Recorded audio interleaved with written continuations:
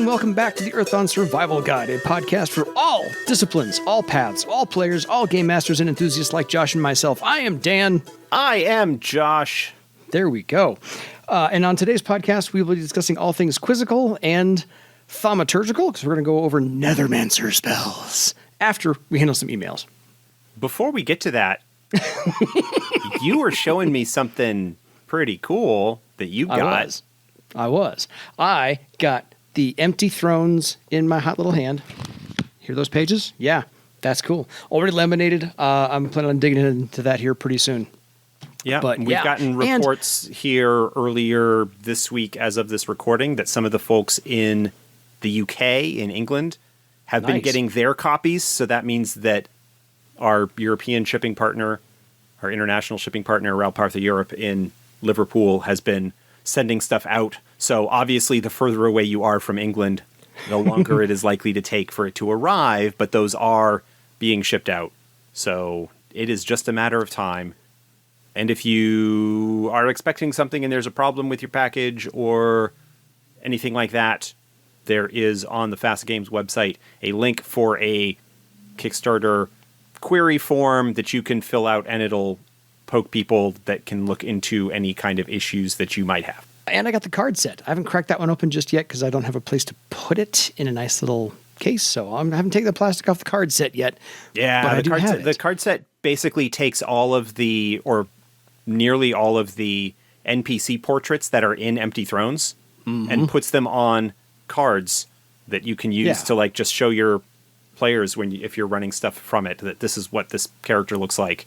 Yeah. And it's got like a little capsule description, and I think attribute steps are listed on some of them, maybe. Should be. Yeah. Like I said, I haven't taken the plastic off just yet. I don't have my copies yet. I got them before Josh? That's a miracle. Yeah, well, because I don't back the Kickstarter. I don't need to back the Kickstarter. I have a big list of stuff that I have not gotten yet. Usually I get my stuff at the convention. I will pick up the copies of everything that I am entitled to bring home with me from the convention. But of course, we have not had a convention meeting since 2019. And so everything that we have released since then, I do not have yet. That includes the hardcovers and stuff like that. Yeah. It's okay. We'll get there. So I think what I'm going to do is I'm going to get a package with everything in it at some point, I'm sure. Absolutely. That'll be fun. That'll be a great day. Of course. I'm imagining the laundry list that will entail. Anyway, so on to some emails real quick, and then we'll get into the Nethermancer spells. And we have an expert here. We've got the player behind Virag.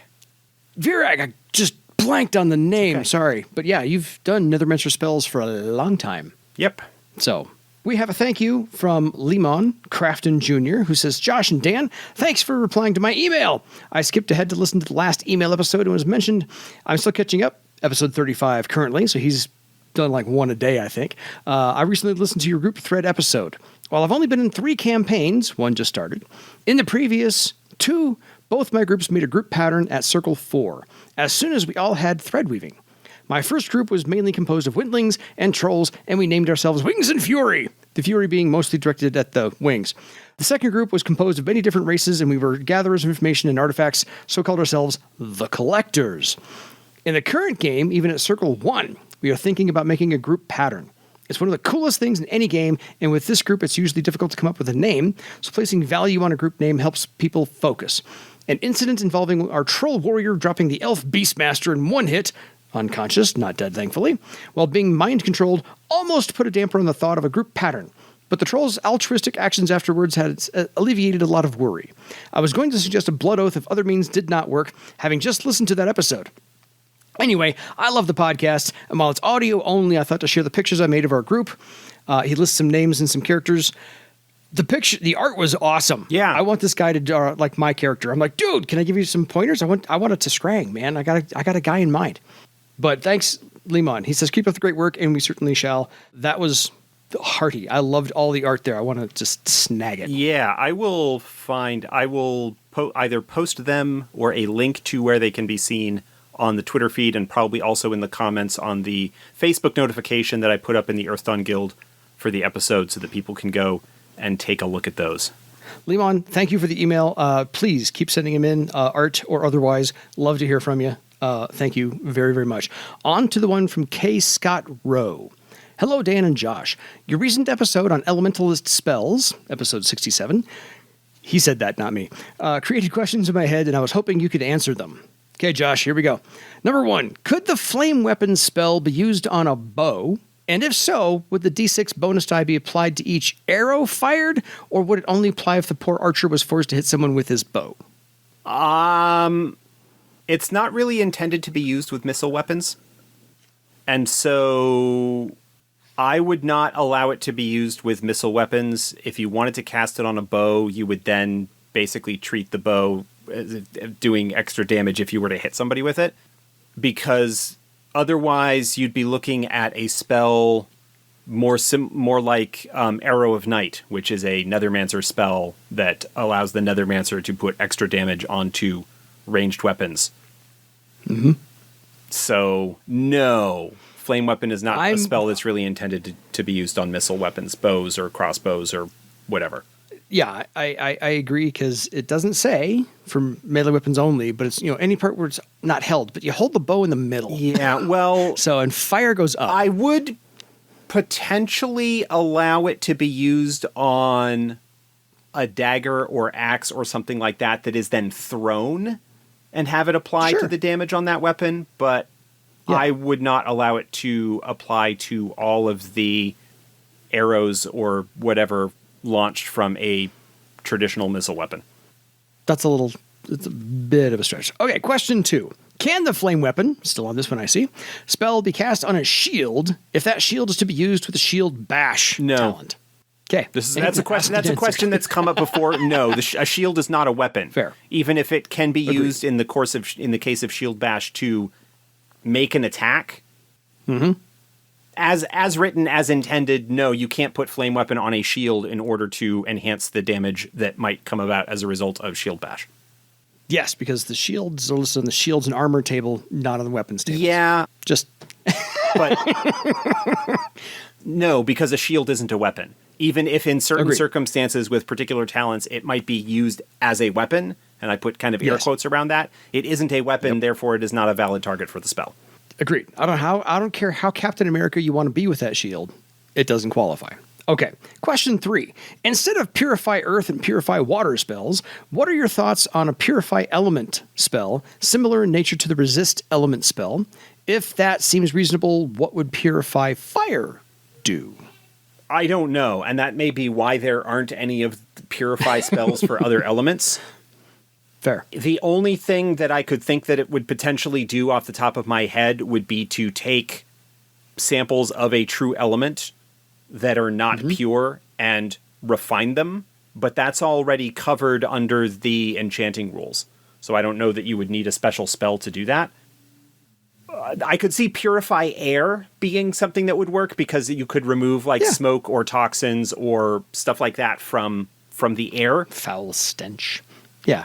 So then at that point, you'd be looking at only needing Purify Fire and Purify Wood. And I'm not sure what you would do with those. Maybe Purify Wood, possibly, take away some corruption from some places. Well, the thing is that, yeah, maybe. That's about it. But if you purify the earth underneath the tree. Right. And purify the water going to the tree, it might cleanse itself on its own. Possibly. Maybe. I don't know. It's a longer process. Like the only one, I suppose in the appropriate circumstances, Purify Wood might be something that you could use, but I don't know at all how you would do Purify Fire. I can't think of any circumstances where you would have tainted fire that would need to be purified. No, but Purify Air actually does strike me as a reasonable benefit. Third one. Yeah. We'll talk to Morgan. Well, sorry, Josh might talk to Morgan. I will not talk to Morgan. Okay. Thank you, K. Scott Rowe. Love hearing from you. Keep the questions coming. We will continue the excellent podcast per your suggestion. From Claire, I believe our first female emailer. Could be. I believe. Hello, I enjoy listening to the podcast and have found it really useful as a player. I have a quick question about the astral sight talent that windlings get as a racial ability. I understand that you can't use karma with it. However, What happens if you take a discipline or second discipline that does get Astral Sight either as a discipline talent or a talent option? Do the pre-existing ranks in Astral Sight count towards the discipline talent or talent option, and can you then spend karma when using that? Technically, no. Okay.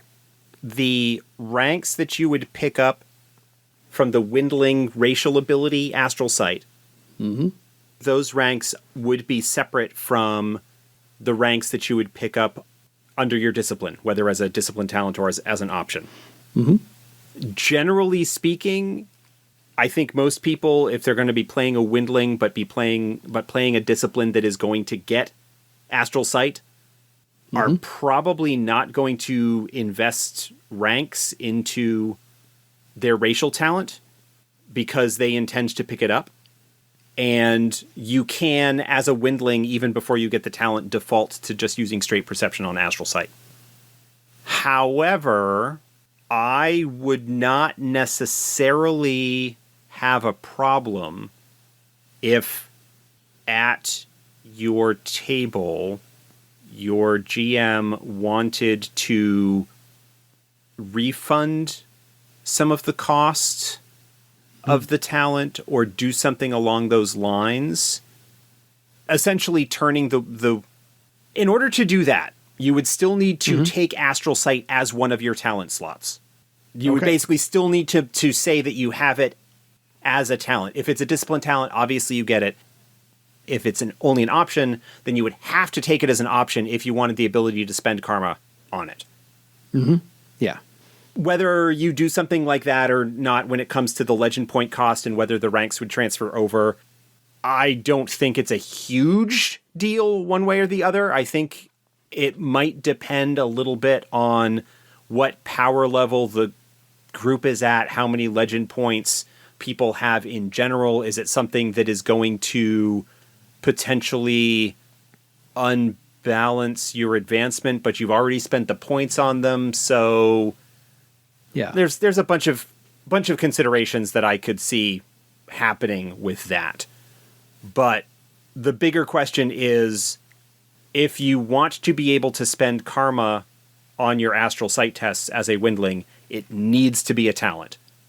Whatever you might do with the cost or refunding or having the ranks transfer over or whatever, it needs to take up one of your talent slots in order for you to spend karma on it. That's the one thing that I would be hard and firm about. Okay. Thank you, Claire. That is a intricate question. And it's a very good question. It's a very good question. It's a great question.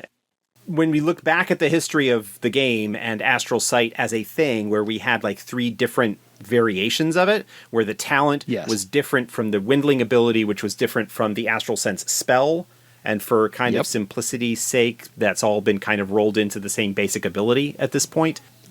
From a setting standpoint, the Windling racial Astral Sight is different from the talent. From a game mechanic standpoint, they function the same way, but in order to spend karma, as I said, you need to put it in a talent slot because that is what determines whether you can spend karma on something or not. No talent, no karma. That's the easiest answer right there. So on to the thaumaturgical. And as I said, we not only have the expert as one of the game developers here, we have a constant player as a Nethermancer in Earthdawn and the Legends of Earthdawn podcast. I haven't seen any new episodes in a while. Yeah, we've got a whole bunch that are recorded and in the can. Yeah. Just Cliff's thing with getting them out, he kind of does them in batches and waves. And last time I talked to him, which was a couple of weeks back, he had mentioned that he was going to be trying to get back to putting them together and getting them out. Fair. Cliff, if you need help editing, I am available. I can help get those spurned on a little bit faster. And I'm pretty decent at it. I put this together every once in a while. So as the Earthdawn survival guide, we're here to help you pick out your spells because, again, upon character creation, you get to pick 7, 8, maybe 9 spells if you're darn lucky as to how you made your character. And there are 20 some odd here in the first and second circle. So how about we break them on down with not only the game developer, but a player. as a Nethermancer. Virag's what, 7th circle? 8th circle? Virag is 7th circle. Just kind of the early stages of 7th circle. I've only got 1 talent at rank 8 currently. Maybe 2. We had a little bit of like a day or so of downtime, and I don't remember whether I picked up a talent rank with it or not. Gotcha. I think I've only got 1 rank 8 talent right now, and that's my Nethermancy, my thread weaving, because I needed the extra slot so I could have all of the threads woven that I wanted to permanent items and group patterns and stuff like that. Well, yeah, there's an ancillary benefit there, without a doubt. So on to our first one, alphabetically and just available, Astral Spear, which I think is the range damage. Yes, this is one of 3 damage spells that Nethermancers get at first circle. Astral Spear is the heaviest hitter of them. It does require a thread, whereas the other 2 don't. So it in their novice circles can really only be cast every other round.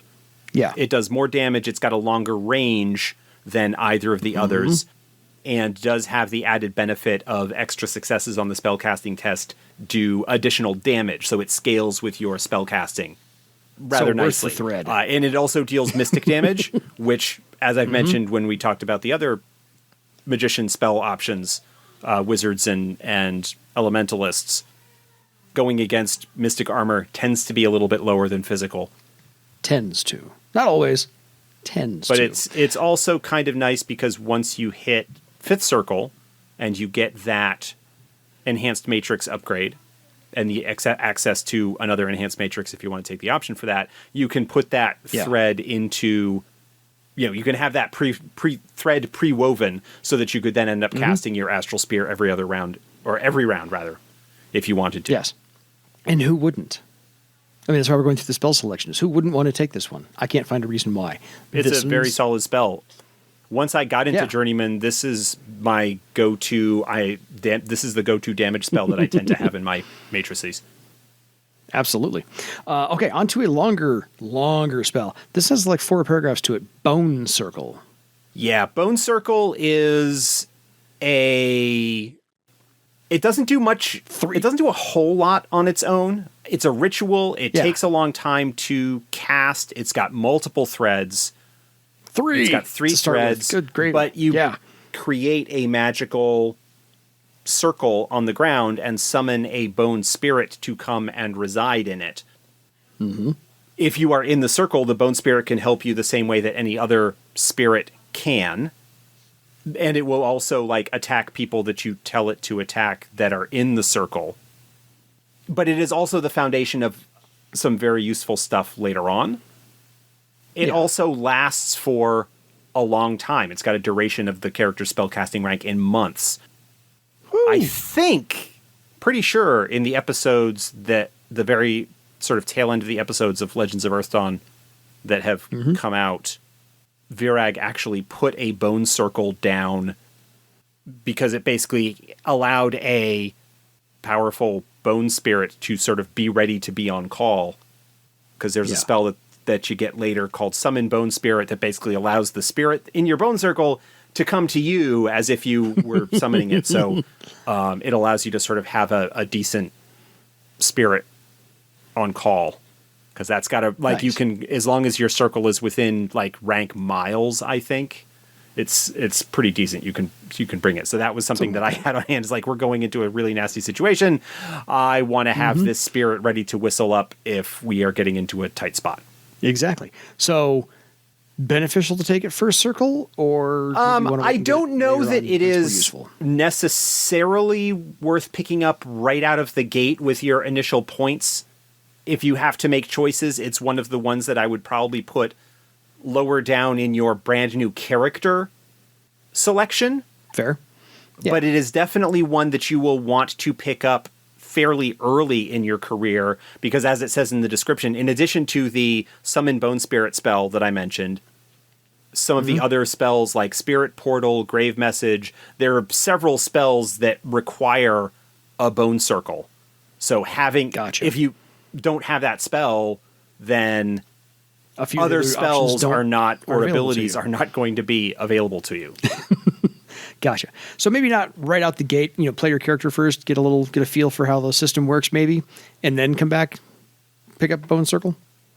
Depending on what you come down to for your choices and how many spell points you have at your initial character creation, this is one that I don't think is a problem skipping with those initial points, but you do probably want to pick it up at some point because a few other Nethermancer abilities are tied to it.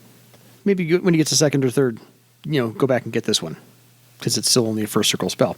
On to Dark Messenger, which just sounds ominous. Dark Messenger is a spell that like some of the other spells that we had in other disciplines, kind of plays off of a talent. Dark Messenger allows the Nethermancer to enhance the use of a creature that they have through the Command Nightflyer talent. So if you have that talent where you can command bats and owls and krillra and krillworms and stuff like that, then Dark Messenger allows you to use those creatures to send a message. Similar to Bone Circle, if you don't have or are not intending to pick up Command Nightflyer. Yeah, because it has to be under your Nightflyer has to be under the magician's control. And it's possible that you could use an animal companion, like someone that you like a creature that you have bonded with and trained. You could use that. You don't actually need the Command Nightflyer talent, but the Command Nightflyer talent makes this spell a lot more versatile in terms of when and where you can use it. I just love the fact that this has to be cast after sunset. Well, yeah, because you're dealing because it can only be used on creatures that are subject to the Command Nightflyer ability. Exactly. No, so it's one of those. Hey, I got a message to send. Wait till the sun goes down. Sorry, has small limits. They don't come around often, but they do. They are there every once in a while. And of course, going on with dark things, Ethereal Darkness. Ethereal Darkness is a long-standing, really handy, and iconic Nethermancer spell. This is one of those that you probably do want to put in your starting allotment. Yeah. Throwback to first edition. Yeah, I mean, this does go back all the way to first edition. This is an iconic spell. This is a spell that that in the opening story of the first edition book, Mestov tosses this down on a group of orc scorchers, and they're all confused, and as they stumble out of the darkness, they get their heads bashed. It fills an area with impenetrable darkness. Yep. Nobody can see in it, and so is subject to full blindness penalties, except for the Nethermancer, or anybody else that knows Nethermancy. Basically, they then have the ability to see through the darkness. It doesn't affect them in any way. So this can be very nice as a area of control. There's a bunch of useful and creative things that you can do with this spell. Oh, I've had many another Mancer place this on a rock and then throw the rock. And I've had somebody put it on an arrowhead and then shoot the arrowhead so that it eclipsed the sun and then landed in the middle of a town and poof. So it's really, if you're one of the creative types as to where you put the darkness spell, that absolutely enhances the game and makes things interesting. And that's the word I'm going to leave you with right there. Classic, otherwise throwback, experience this death. Is another classic Nethermancer spell available at first circle. Nethermancer casts the spell, touches a dead body, and experiences the last moments of their life. Can be useful in investigative situations if you're trying to find out how somebody died, what they experienced, what they saw. Or who killed them. There are a couple of drawbacks to this spell. The big one being that when they cast the spell, the Nethermancer makes a test that gives them an extra bit of damage pool. Because while they are experiencing the subject's death, they suffer whatever damage the victim might have suffered. And so it is possible with this spell for the Nethermancer to actually end up dying as a result of it. If the person died as a result of massive sudden trauma, it is possible for the Nethermancer to become badly affected by that. So it's really cool. This is one of those spells that when you get into high circles and can get a really good effect test to provide yourself with a really nice buffer, it doesn't tend to be that bad. But at low circles, can be kind of scary. Tread lightly with this one, or treat it carefully. How's that? But yeah. On to the next one. Life Circle of One. Another classic Nethermancer spell. This is a sort of circle of protection. It sets up an area that cannot be crossed by horrors or horror spawn, which is sort of the generic term for constructs, horror constructs, undead horror constructs, things like that. Yeah. And if one of those creatures tries to cross it, they could potentially be repelled and take damage. The one drawback is that the circle can only make one repel attempt per round, and so it is absolutely possible for it to be overwhelmed by a swarm or multiple opponents. One of the things that you would do in that situation, if you have the time to prepare, is to cast the spell multiple times and have interlocking or overlapping zones of effect so that multiple versions of the spell will affect different targets if you've got a lot of them coming in. Yeah, it's a rotating Tron circle from the Master Control program. Something like that, maybe. It's my bad analogy on the spot. Sorry about that. Shadow Meld. And again, all the Nethermancer spells just sound really cool. Oh, yeah. The Nethermancer spells deal a lot with darkness and shadow and creepy type of stuff. Shadow Meld is actually relatively straightforward. It is an enhancement to stealth. It provides a bonus to stealthy stride or similar tests. So it is very useful. Virag, I used this to good effect quite a bit during our explorations in Parlength, using this to make it more difficult for us to be spotted while we were mucking about in the ruins. Well, yeah, because she's tall and she blocks a lot of sun otherwise. So anything to help her hide is a good thing. So anyway, all so far very useful. And Soul Armor. Soul Armor is a enhancement to Mystic Armor, which is rather nice. Mystic Armor, especially at lower circles, is something that tends to be on the lower end, and being able to enhance that with a +3 bonus from this spell can be useful. Yeah. Nethermancers, it's actually not that difficult once you get from some circles under your belt to have your Mystic Armor be pretty decent. I forget what Virag's is off the top of my head. I don't have my character sheet handy. But no worries. Yeah. It is also can target other people. So that it might be handy as well to help enhance the Mystic Armor defense bonus of your allies, not just yourself. Well, and plus the extra thread throws on an additional +2 Mystic Armors? That's what, 5 if you throw an extra thread on there? Yeah, if you go with the extra thread for extra effect, as opposed to, or you can do an extra thread for additional target. But Nethermancers tend to have high willpower and thus tend to have high Mystic Armors naturally. Throwing this on your warrior or swordmaster or other more physical character as an added to defense against enemy spellcasters is something that you could consider as well. Absolutely. And, rank minutes is not a bad thing either. That lasts multiple rounds of combat. So that's also incredibly useful because it stays. Soulless Eyes is the next spell. This is a spell that provides bonuses to intimidation tests. Nice. Grr and stuff, as my party likes to call that one. All very cool. It's pretty straightforward. Is the intimidation interaction test. This provides a bonus to that, so that's worthwhile. Because you want your Nethermancer to be have an intimidating manner. Spirit Dart, one of the 2 spirit spells we have here. Spirit Dart is one of the other damage-dealing spells. Yeah. It is a little bit lower damage, a little bit shorter range, but it doesn't have any threads. It still does mystic damage, so it's basically a little bit less powerful in terms of raw numbers in some regards than Astral Spear. But it has the added side effect of reducing the target's mystic armor by 2.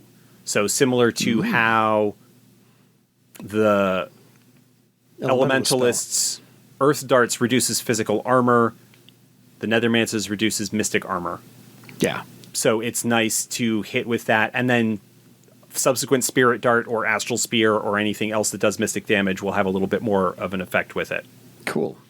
And then the other... And I do kind of want to point out, I mentioned with regards to when you hit Journeyman Circles, how having the Enhanced Matrix will make Astral Spear a potentially better choice, just because you get that extra thread and can start casting it every round. With Spirit Dart, if you put that in an enhanced matrix, you get to choose what your extra thread is while it's in there, and you can throw the extra thread in as a bonus effect, essentially making Spirit Dart the same base damage, making the same damage as the base damage of Astral Spear. So they are sort of equivalent damage. At that point, it's, do you want the Mystic Enhancement, the Mystic Armor reduction, or do you want the higher damage on spellcasting tests? Yeah. That depends on what you're going up against, doesn't it? Because I could just see the alternating rounds every round. If you got something big and bad coming your way, Spirit Dart, and then Astral Spear, Spirit Dart, Astral Spear, Spirit Dart, Astral Spear, just, like a repeater. I could see that, because I would do that. On to Spirit Grip, the only other 0 thread spell in first circle. Spirit Grip is the other damage dealing spell. This one is only range touch instead of having a 20 or 40 yard range that the other ones do. It's the same base damage, willpower +2 for it, what it does as damage, and it does Mystic as well, but it reduces both physical and Mystic defense of the target by 2 until the end of the next round. So it trades off the range bonus, basically the benefit that range provides, drops it back to a range touch, but provides even more enemy affecting secondary effects. Is the update for 4th edition that Spirit Grip is now only touch, or was it always touch? No, Spirit Grip was always touch. In the first edition... Okay. In the original 1st edition core book, Spirit Dart wasn't even a spell. Yeah. The Nethermancer got Spirit Grip as their damage spell, and I need to check whether they got Astral Spear. I don't remember offhand. I don't either. I've run a Nethermancer. Sorry, I've been the game master for Nethermancer player. I've never actually played Nethermancers didn't get Astral Spear either. So their only real general purpose damage spell in 1st edition was Spirit Grip. Yeah. They had another spell or two that did damage, but only to particular targets. Undead Struggle being one, like that would do damage to undead, but it wouldn't do damage to other stuff. So to living, the Nethermancer did not have the damage potential. Spirit Dart was introduced in Magic of Mystical either Secrets, Magic, a Manual of Mystic Secrets, or Arcane Mysteries. Or Arcane Mysteries, and I think Astral Spear was another one of those that was introduced in one of those later source books, so they did get some more low circle damage dealing options. Yeah, they're fleshed out a little bit further on spells. Yeah. Like everything else was as well. So so of the first circle, we've got 11 spells total in first circle, and 2 of those are 0 thread. Everything else has some juice Nethermancer spells tend to be a little bit more thread intensive. Yeah, a little bit than some of the others. You've also got Bone Circle. You've got Bone Circle. You've got a couple of that one, and maybe Dark Messenger or Shadow Meld. There are a couple of spells in there that are useful, but you might, depending on your group makeup and things like that, in your campaign, put off until later. They're all useful.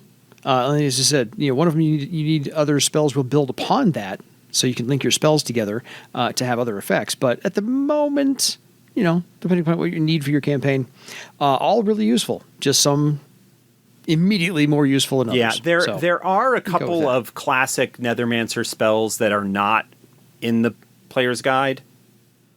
I mentioned Undead Struggle. That's something that at least is not a first circle spell. Yeah. Bone Dance is another one. We talked about in one of the emails how the Nethermancer's focus, at least in the core book, has been moved away a little bit from the heavy focus on undead and so forth. Yeah.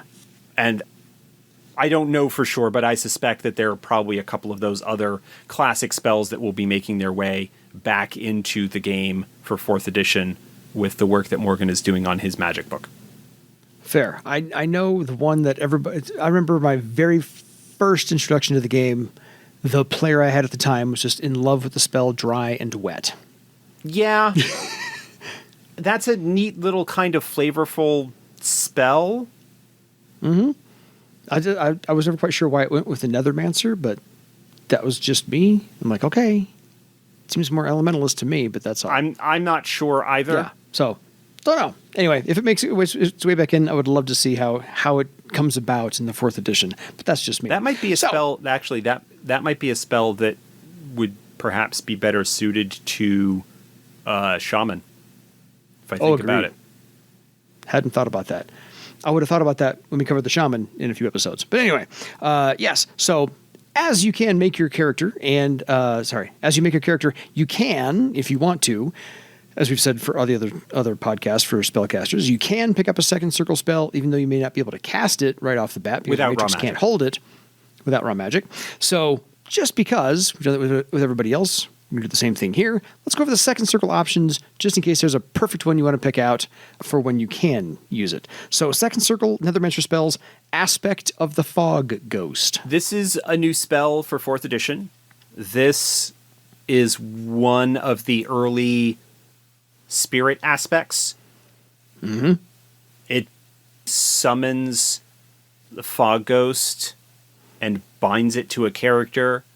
It provides them with a +3 bonus to close combat attack and damage, as well as to their physical defense for the duration of the spell. Drawback, because all of these aspect spells tend to have a compulsion or condition as part of the binding. Yeah. They are compelled to attack the nearest non-undead target. So it is something that could potentially lead someone to attack their allies. Yeah, anything to do with a fog ghost has always been, I can say, problematic, but well done. It's a nice, +3 close combat attack, damage, and physical defense. Nothing to sneeze at. Is as good, if not better, than anything we have discussed for Circle 1 and 2 spells for any other Magician discipline thus far. Yeah. Nothing to sneeze at. Have fun with that one. And then Chilling Circle. Chilling Circle is another damage spell. This one is an area effect. Mm-hmm. It doesn't require any threads, but it basically creates an area on the ground that does damage and halves the movement rate of anyone except the caster that is in the area. So it's a nice little low-powered.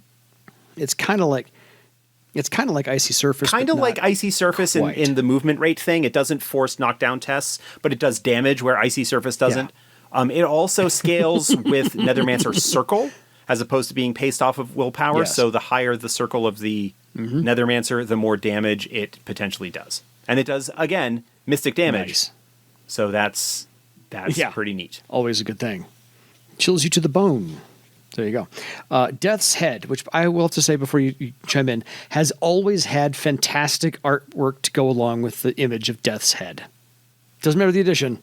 Always. Death's Head is great. Death's Head is great. Yes, the artwork for Death's Head always tends to be really cool to go along with it. Yeah.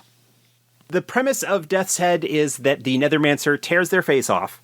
In first edition, it allowed them to then make fear tests against targets. Yeah. What the 4th edition version of the spell does is move into that area where we started playing with having spells interact with and enhance talents. Mm-hmm. So the Frighten talent normally requires your action for the round. What the Death's Head spell does is it allows you to use Frighten as a simple action, which basically mirrors the effect that the spell had in first edition, but bases the effectiveness of it off of a talent that the Nethermancer already has, rather than being a separate effect that might scale differently or not be as effective, or, well, I've got this spell, why would I want to pick up the talent? It's kind of like playing off some of the interactions there. It allows the Nethermancer to do a Frighten test in addition to other stuff with that spell in effect. And it lasts for a few rounds, so it's nice to slap down at the beginning of a combat and use to sow fear and terror amongst your enemies. I wonder if whoever created the spell got inspiration from Beetlejuice, because Gina Davis's character actually does this. She pulls off her face to reveal the Death's Head underneath to try and scare out the living. I don't know. regardless, it's really cool. I just watched it a month ago. So yeah. It is a fantastic really cool. visual effect, and it has a really nice actual effect because the Frightened talent is boss. Awesome. Yeah. Even though Virag is not the stereotypical, like, spooky Nethermancer, it's such an effective talent in terms of hampering and incapacitating enemies. Being able to throw that down with simple actions with just a single round of preparation, because it is a 0-thread spell, is really, really handy. It's a nice ace up your sleeve. Just hold on to it. And with extra threads, it can be used to provide bonuses to your Frightened tests. Even better. Just, as you said, boss all around. Night's Edge, spelled without the K. Night so, as like in darkness, not night. day. This Not is day. similar to Iron Hand, similar to Flame Weapon. This is a melee weapon enhancing damage spell. Yeah. The Nethermancer casts it on a weapon, and the weapon gets a bonus cold damage, similar to Flame Weapon. Basically adds an additional die into the test that does extra damage, and in this case, rather than just doing damage like Flame Weapon does, it doesn't do quite as much damage, but it reduces the target's mystic defense when it's hit. So you put this on your warriors or swordmaster allies' weapon, they go in and they start beating on the target, reducing the target's mystic defense, opening them up for your spells to follow up. Again, looking at spells not just at purely as a enhance or hinder opponents thing, but also looking at synergies of working in a group. That basically that's what this does. This provides a little bit of extra bonus to your melee combat friends, and at the same time, their attacks then help you do more damage as follow up with your mystic defense. Your spells, your astral spears and your spirit darts and stuff like that. So that synergy works really, really well. See, magicians are just here to improve teamwork and cooperation. That's what they're here for. That's what they do. And again, just to go back to the email earlier, probably not the best thing to use on a bow because it will not affect the arrows. There's a third circle spell called Arrow of Night that is specifically designed to be used on missile weapons. Yes. So, Night's Edge, melee. And we're good. Shadow's Whisper. Got great names. Again, Shadow's Whisper really allows a Nethermancer to listen through shadows. If there is a shadow near a place where they want to eavesdrop and they're near a shadow, they use the shadow as a kind of gate, portal, connection thing and are able to listen through the shadows. Has Virag used this? Because I don't recall. I don't think I have. I've not been in any situations where you needed to eavesdrop, where it's come into play. It is something that is potentially useful in certain situations, but I can't recall any time off the top of my head that I have used it. Fair. I don't recall because I would have remembered this one specifically because I'm like, that is really cool. Also sounds fairly new for 4th edition. Shield Mist. This is a classic throwback. Even 1st edition's got Shield Mist. Yeah, this is a classic. The original version of Shield Mist just, I think, used an effect test to determine whether you successfully used it or not. Don't recall. The 4th edition version plays off of and enhances Avoid Blow, provides a +4 bonus to Avoid Blow tests. So you can default to Dexterity for Avoid Blow, or if you happen to have the talent, it enhances that even farther. It creates a misty barrier that moves to interpose between you and somebody who's trying to hit you. Yeah.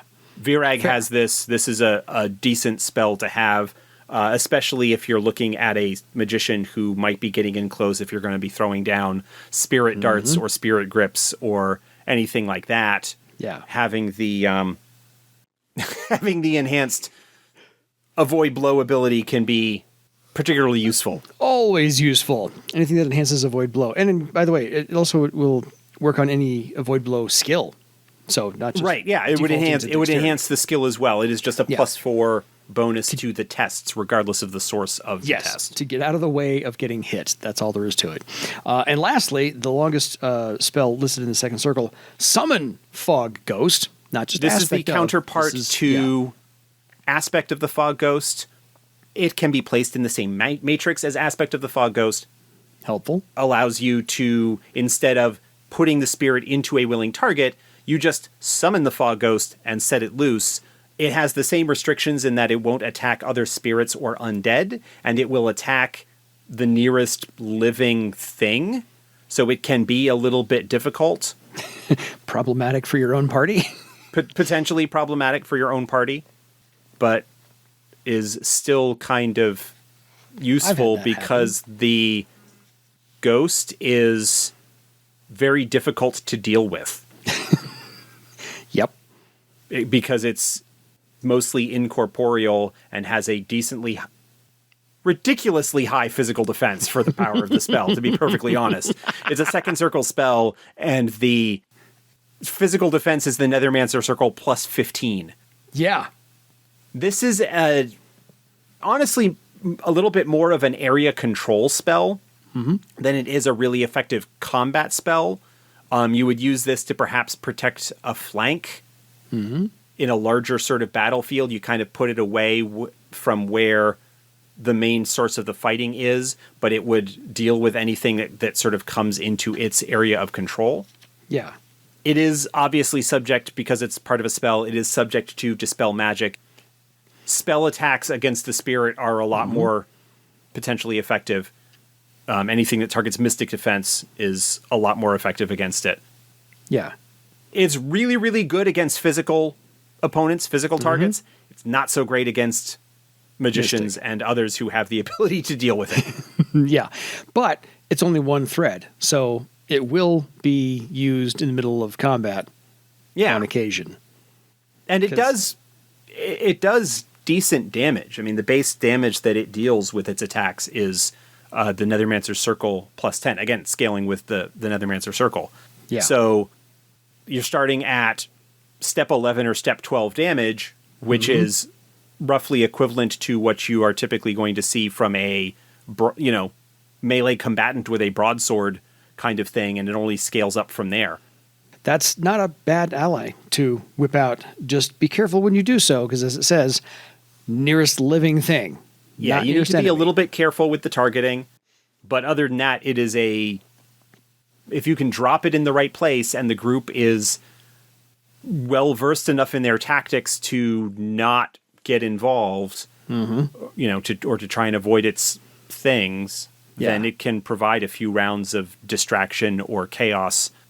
Toss that in the back ranks to cause some problems for enemy magicians or that sort of thing. Yeah. It'll just add to the milieu. Yeah. So of the 18 first and second circle spells, a third of them are 0 threads, by the way. There's 2 0-thread spells at first circle out of the 11, and there's 4 0-thread spells out of the 7 at second circle. So not too bad, but there are some ones you may want to wait and get later. And of the second circle spells, I can't see any downside to pretty much any of them. If you want to pick one up at first circle, go ahead. But otherwise, as soon as you get to second circle, all of those are worthwhile, I think. Help really flesh out your character a whole lot. Death's Head is fantastic. Amazing. Chilling Circle is really useful. Night's Edge can be decent. Yeah. Especially if you don't have other magicians in the group with damage enhancing spells. Yeah. Shadow's Whisper is situational, but can be useful in a espionage or investigation type game or adventure, because you can use it to spy on things. And Fog Ghost is a decent either combat enhancement for your allies or chaos creation. In the course of a combat against your enemies. You just got to be a little careful with it. There's a little bit of an edge to it. I have seen Fog Ghost go awry more than a handful of times. So more than I can count on one hand. Just because the spellcaster was not all that careful where they placed it, but those are some good stories. But there we have it. So other than that, folks, that pretty much sums up our episode for the night. We've got some emails taken care of. We hope this has helped you figure out what to do with your Nethermancer spells upon character creation. And if you have any suggestions about where they could be used, or if you found some spells that were not all that useful, let us know. But part of the interconnectedness of you and your game master is they should be throwing you into situations where you can make good use of your spells and make you feel useful and contributing to the overall narrative of the game and your character. So any final thoughts having played Nethermancer for 7, almost 8 circles now? No, the only spell that couple of spells I haven't used, I mentioned Shadow's Whisper. Yes. I don't think I've used Aspect of the Fog Ghost. I don't think I picked that up until more recently. Fair. I used Summon Fog Ghost once to kill some innocent wilderness creatures. Yeah, I remember the bear. I don't think I've used Dark Messenger because I don't think that's ever come up. How often have you used Command Nightflyer as the talent? I have not used the Command Nightflyer talent very often. I picked up the talent mainly so that there's a higher circle Nethermancer spell that requires you to have it. Yes. Yeah, Varric doesn't strike me as a Nightflyer animal familiar type character. I potentially would. It's just not something that's had the opportunity to come up. Fair. So, anything else you would maybe hold off on or haven't used? In the first couple of circles? Yeah. I haven't used Spirit Grip, only because we've got a bunch of frontline people, and I would rather stay a little bit further back and throw Astral Spears and Spirit Darts when the situation presents itself. Mm-hmm. I don't think I've used Soulless Eyes. Gotcha. Because Virag's not really the social character in the group, and we're not the intimidation kind of thing. Doesn't need to be there. Because we've got Scratch. Why I don't need to do the Fair. No, because of the party makeup and the storyline that you guys are involved in, those spells have not been necessary for you to use as frequently. So, different party makeup, in different storyline, absolutely you use them. So, cool. Otherwise, folks, we will be back again next week with more, probably on our Passion and Quester series, wrapping that one up. And we'll be getting to some geography. Otherwise, if you have any questions for us, feel free to email us at edsgpodcast@gmail.com. We hope you get your books in the mail from the Kickstarter and or anything else you possibly ordered, because things are beginning to arrive again, and we appreciate all of that and the hard work that Josh and his crew have put into everything. So, final thoughts, Josh? Keep an eye on FASA news coming up here. We've got an announcement in a few weeks. Cool. That's all I will say for now.